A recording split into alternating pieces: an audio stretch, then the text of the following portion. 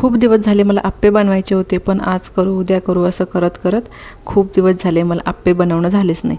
मी आज सकाळीच उठले आणि राशनचे तांदूळ काढले. मी राशनचेच तांदूळ वापरते इडली, डोसा आणि आप्प्यासाठी.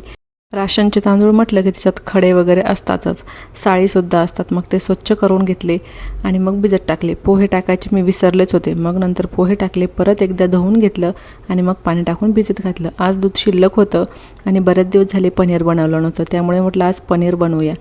तर बघा 1 लिटर दूध होतं, पण पनीर बघा एवढंसं. आणि आज मस्त मी थोडासा पॅक लावून घेतला. टॅनिंग झालं होतं खूप, आता उन्हाळा आहे तर टॅनिंग सतत होत राहतं.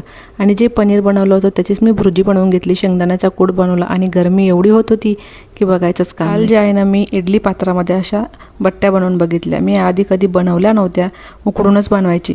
तर खरंच मस्त सॉफ्ट होतात आणि एकदम पटकन उकडतात. आणि अशा तळल्यानंतर खूप अशा सॉफ्ट होतात आतून आणि बाहेरून अशा कडक, मस्त अशा खुसखुशीत होतात. तुम्ही जर बनवला नसेल तर नक्की करून बघा.